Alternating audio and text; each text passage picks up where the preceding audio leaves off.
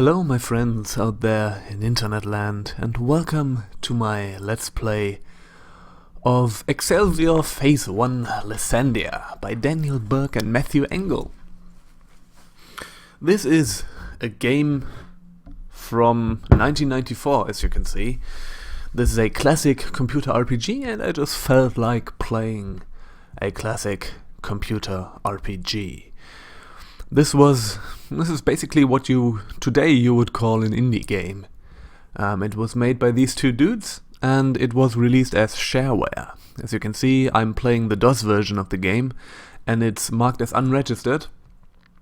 I did actually pay for this game. I paid the $15. You can still get this game, download this game from the original website, or from their website. They are still distributing this, and it costs $15 to register, which might seem steep for a game this old, but I think you actually get a lot of bang for your buck here, because this is a full-fledged computer RPG, and you can probably spend a lot of time playing this, and I will.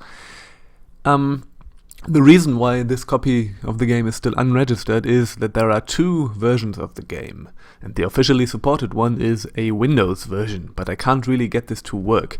For some reason I have a gigantic input lag in the Windows version, so whenever I push a button it takes like 1 or 2 seconds until something happens, and this is weird. So and this kind of makes the game really unpleasant to play, and I don't really want that.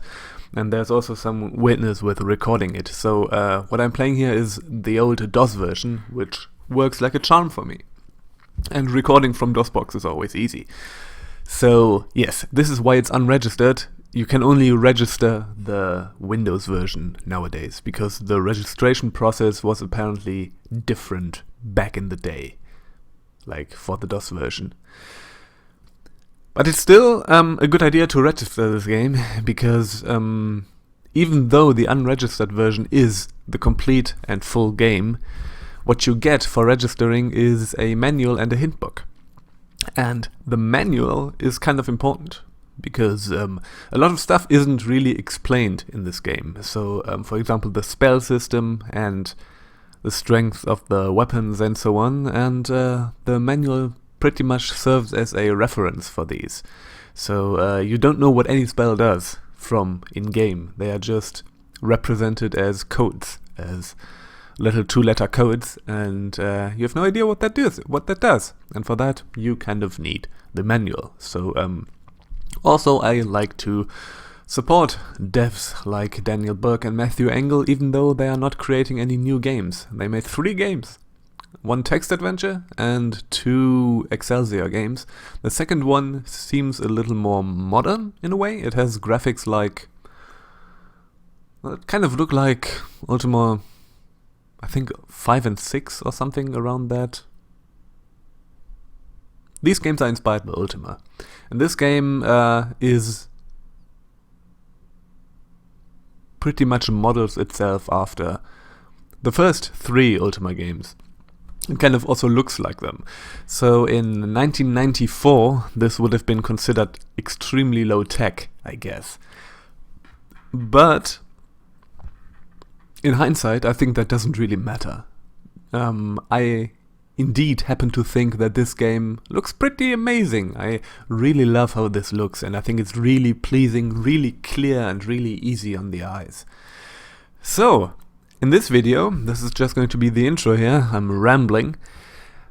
We're going to create our character, and we are going to read out the exposition at the beginning, and in the next episode we are going to start playing the game proper.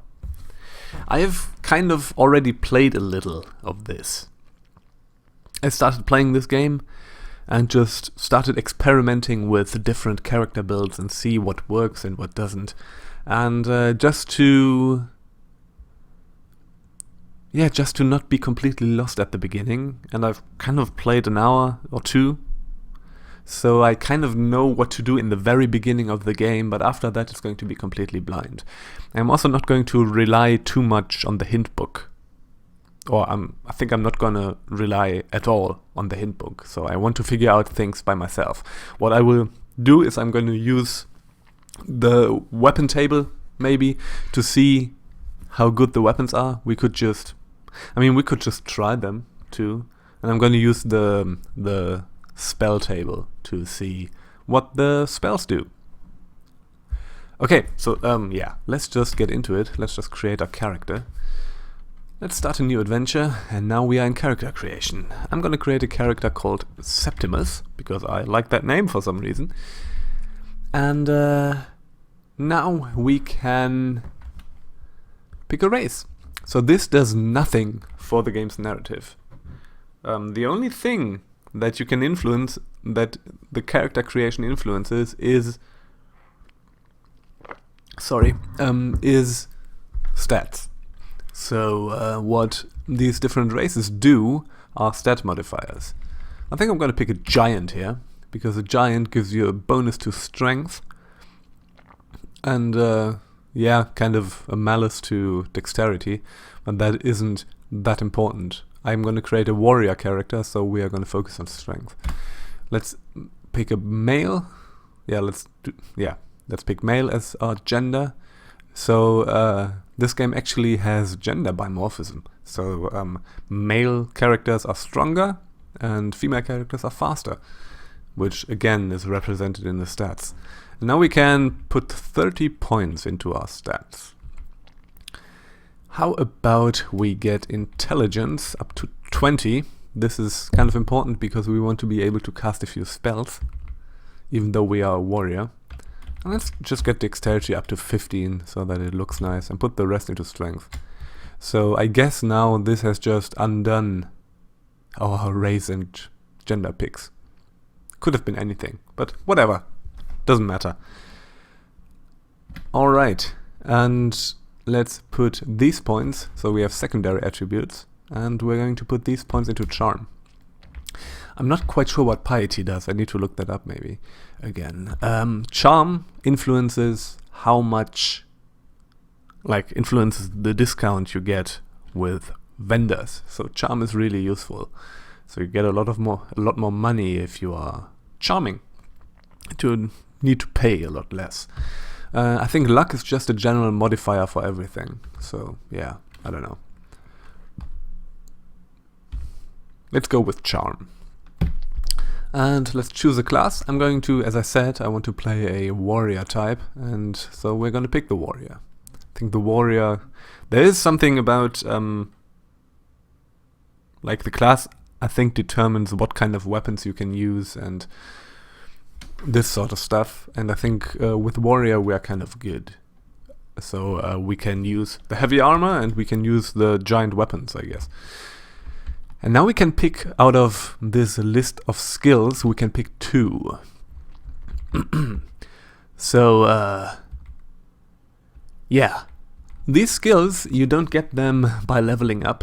You get them by doing stuff in the world, like specific quests or specific things. Talking to specific people or something. So, I don't know about all these. So there are different, seamanship. You can probably, I guess, pilot ships then. I think we can probably get all of these skills over the course of the game. Swimming, you can probably cross little bits of water and stuff like that. Music, I don't know what music does. There's a lot of stuff that I don't know what it really does. Scribe, I have no idea. What we're going to get is magic. Another very useful skill is fencing, but you can get fencing really easily in the very beginning of the game. That is something that I found out, that I figured out. So we're not going to get fencing, but fencing is really useful, so we're going to get that pretty soon. I don't know what else. I mean, we could get swimming or seamanship or something. Lockpicking. I don't know. Survival. What survival does has something to do with the food system. We're going to explain that later. I think it's also kind of easy to get survival. I don't know. Let's get bandage. What bandage does is that it gives you health regeneration over time if I remember correctly. So this might be a good idea. And what we want to do is survive, basically. So let's get bandage and magic. Magic is also, we're gonna use our magic primarily to heal ourselves. You may pick 0 skills, that's good, we done that. And now we have alignment. Again, the alignment does not change anything on the plot level. So people are not going to react to us differently, whether we are evil or neutral or good. The only thing the alignment does is it influences spellcasting. So spells have an alignment too, and the spells are the more effective the closer the spell is to your alignment. So this kind of determines what kind of spells you can cast. I'm going to stick with neutral here, because the healing spell that we want to get in the very beginning of the game is a neutral spell. So let's get this, and this character is acceptable, yes. Oh no, I pressed the wrong... You know, with German keyboards, that Y and Z or Z is like swapped out? Yeah. And if you press the wrong button, the game just throws you back to the menu. Sorry, we're just gonna do this real quick. The same thing. Well, that just screwed me over. Male. That was up to 40. 15. I'm so sorry about this. This is not the best television. Warrior, bandage, magic, neutral. This character is acceptable. Now the right button, and boom, the right key, not button. So now we get a little bit of text exposition here. This is not a too text-heavy game, I think. So sometimes the game just dumps a bunch of exposition on you, but other than that, it's kind of manageable. So what I'm going to do when we get stuff like this, I think I'm just going to read that out, because this is how we get the story of the game. And I actually think that the writing of this game is, I mean, it's not high literature, but it's really charming, and I really enjoy it. There's something quaint, something, I don't know, something charming about it. And the game does not take itself too seriously, which is also something I enjoy. So, you stand 15th in line, waiting for your turn to appear before the Great Council of World Watchers, the architects and overseers of all the multiverse. It has been 2 eons since you joined the ranks of the Fixers, the legion of demi-deities, who stand at the beck and call of the Watchers, ready to correct any deviation in the cosmic fabric of planetary history. So this game already, this is a fantasy game, but it already starts out with a sort of, like, Doctor Who-like conceit, I guess, which is kind of fun. Without time travel. Doctor Who, but without time travel, I guess, but multiverse stuff. This is always something that I enjoy. I like in old CRPGs.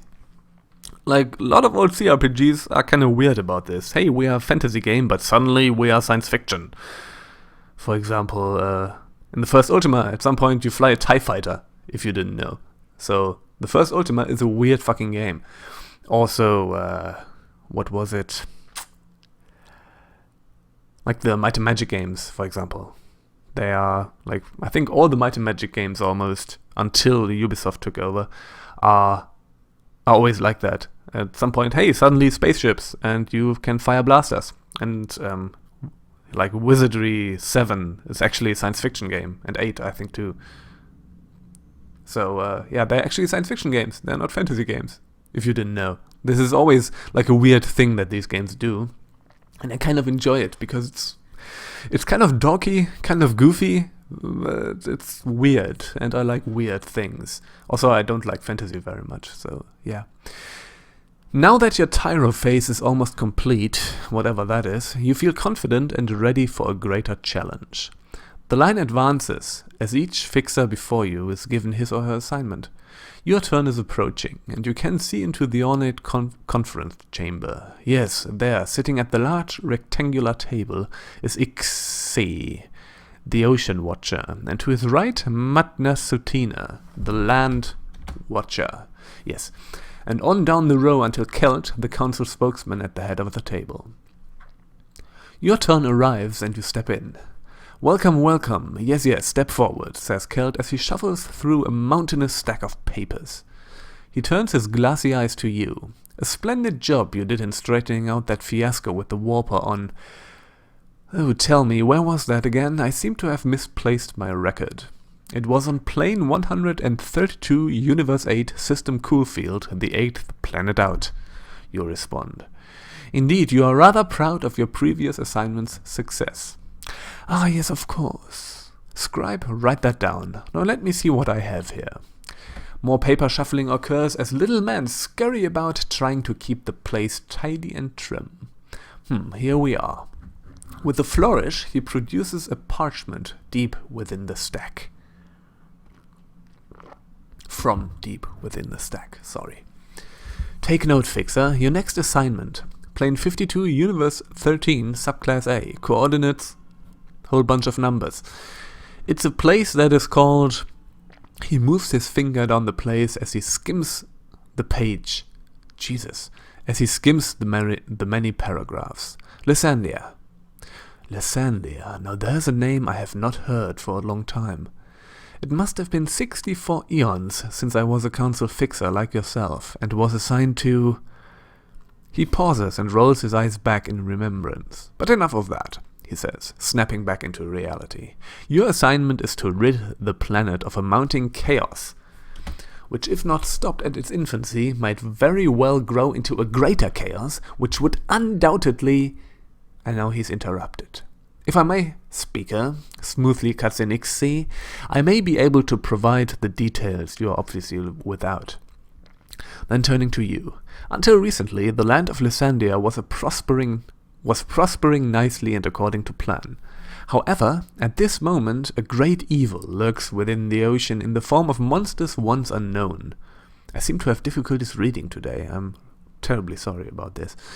Matna Sutina has told me the same is true with the land. Matna Sutina nods his head slowly. The populace is losing their will to advance, and progress is stagnant.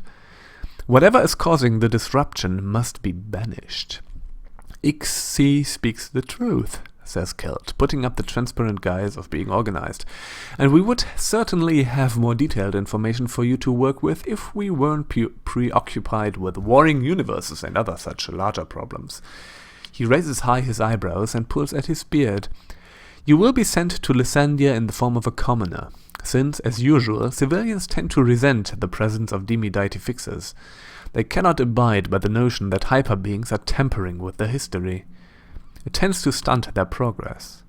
I see you have already made your selection for which guys you would like to take. Excellent.